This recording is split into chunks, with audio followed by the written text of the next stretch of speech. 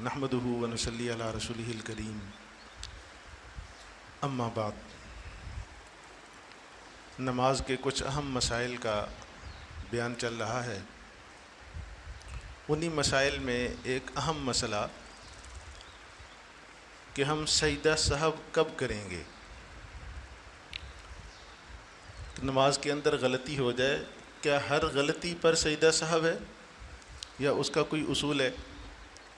تو یاد رکھیں، سجدہ سہو اس وقت واجب ہوتا ہے جب انسان سے نماز کا کوئی واجب چھوٹ جائے، یا واجب میں تاخیر ہو جائے، یا فرض میں تاخیر ہو جائے، یا واجب اور فرض کے قبیل سے کسی چیز کا اضافہ ہو جائے۔ اگر کوئی سنت چھوٹ جائے، کوئی مستحب چھوٹ جائے تو یاد رکھیں اس پر سجدہ سہو نہیں۔ سجدہ سہو واجب کے چھوٹنے پر ہے، یا واجب کی تاخیر پر، یا فرض کی تاخیر پر، پھر ہم سجدہ سہو کریں گے۔ مثال کے طور پر کسی کی رکوع کی تسبیحات رہ گئی، کسی کے سجدے کی تسبیحات رہ گئی، چونکہ یہ سجدہ فرض ہے، یہ تسبیحات سنت ہے، واجب نہیں، نہ فرض ہے، اس لیے ان تسبیحات کے چھوٹ جانے پر سجدہ سہو لازم نہیں ہوتا۔ اور دوسرا یہ کہ سجدہ سہو کب کریں گے، نماز کے آخر میں کرنا ہوتا ہے۔ تو عام طور پر مشہور یہ ہے کہ ہم آخری اپنے قاعدہ میں اتحیات پڑھ کر سلام پھیریں گے دائیں جانب، اور پھر 2 سجدے کریں گے، جبکہ یہ بھی عوامی غلطی ہے۔ سجدہ سہو کرنے کے لیے اتحیات کے بعد درود پاک بھی پڑھیں، اور پھر دائیں طرف سلام پھیریں، اور پھر 2 سجدے کریں۔ صرف اتحیات پڑھ کر سجدہ سہو کرنا، دائیں طرف سلام پھیر کے سجدہ سہو کرنا، یاد رکھیں یہ صحیح بات نہیں، یہ درست بات نہیں۔ درست یہ ہے کہ اتحیات کے بعد درود پاک بھی پڑھیں، پھر سلام پھیریں، اور پھر 2 سجدے کریں۔ اسی طرح بسا اوقات سجدہ سہو کرنا ہوتا ہے مگر بھول گیا، سلام دونوں طرف پھیر لیا، سلام پھیرنے کے بعد پھر یاد آیا کہ میں نے تو سجدہ سہو کرنا تھا، تو اب کیا حکم ہے؟ تو مسئلہ یہ ہے کہ اگر آپ نے منافی صلاۃ کوئی عمل نہیں کیا، یعنی آپ کا سینہ قبلے سے منحرف نہیں ہوا، آپ نے کوئی اور بات چیت نہیں کی، اسی طرح ہی پوزیشن میں بیٹھے ہیں اور اللہ اکبر استغفر اللہ وغیرہ اگرچہ پڑھ لیا، تو اسی حالت میں آپ 2 سجدے کریں، سجدہ کر کے پھر اتحیات درود پاک ربی جعلنی پڑھ کر پھر 2 سجدے کر لیں۔ اب آپ کو پوری نماز لٹانے کی ضرورت نہیں ہے۔ سلام پھیر دونوں طرف پھیرنے کے بعد اگر منافی صلاۃ عمل نہیں ہے، پھر بھی آپ 2 سجدے کر کے اتحیات درود پاک ربی جعلنی پڑھ کر سلام پھیر لیں، آپ کی نماز مکمل ہے۔ اس میں بھی یہ ہوتا ہے کہ سجدہ سہو رہ گیا، اب دوبارہ نماز قضا کر لیں، دوبارہ نماز کو لٹا رہے ہیں، یاد رکھو یہ کوئی ضروری نہیں ہے اس وقت۔ اسی طرح ایک مسئلہ کہ بسم اللہ فاتحہ سے پہلے اور بعد پڑھنی چاہیے یا نہیں۔ اسی رمضان میں بہت سارے دوستوں نے مجھ سے یہ مسئلہ پوچھا بھی کہ بسم اللہ الرحمن الرحیم فاتحہ سے پہلے پڑھنی چاہیے یا نہیں۔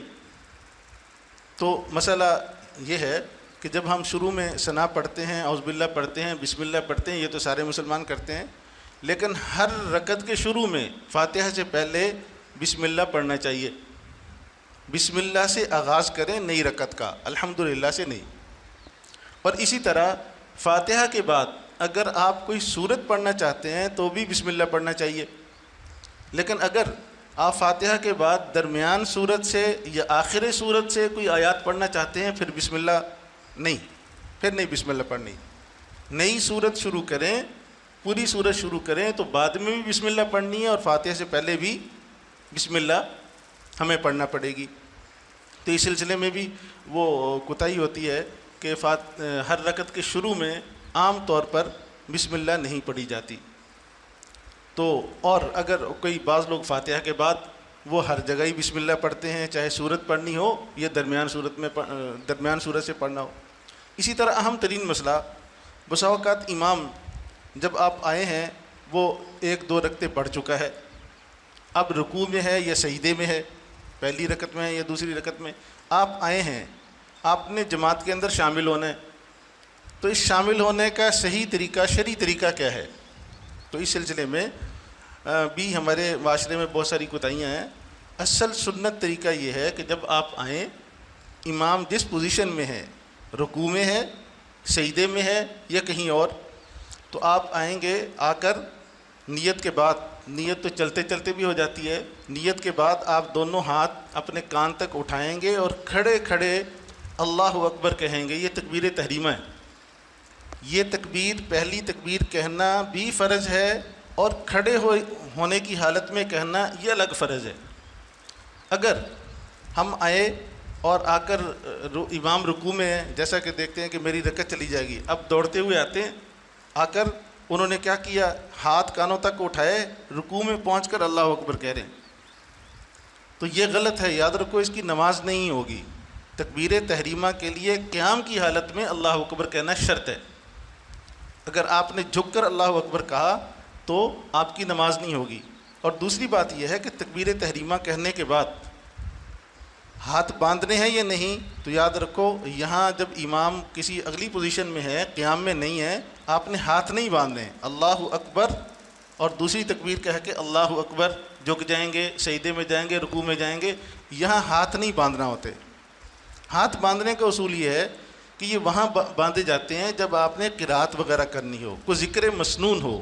یہاں ذکر نہیں ہے، آپ نے اللہ اکبر کہہ کر امام کے ساتھ شامل ہونا ہے، یا تو رکوع میں ہے یا سجدے میں، تو اللہ اکبر پہلا کہیں گے، یہ تو فرض ہے، اور دوسری تکبیر کہہ کر آپ ہاتھ باندھے بغیر امام کے ساتھ شامل ہو جائیں گے۔ یہاں بھی آپ نے دیکھا کہ بعض لوگ تو اللہ اکبر کانوں تک ہاتھ اٹھائے اور اللہ اکبر رکوع میں جا کر کہتے ہیں، ایسے لوگوں کی بھی نماز نہیں ہے۔ کچھ لوگ یہ کرتے ہیں کہ ہاتھ اللہ اکبر کہا، پھر ہاتھ باندھے کھڑے رہے، پھر دوبارہ گئے، تو یہ باندھنا بھی نہیں ہے۔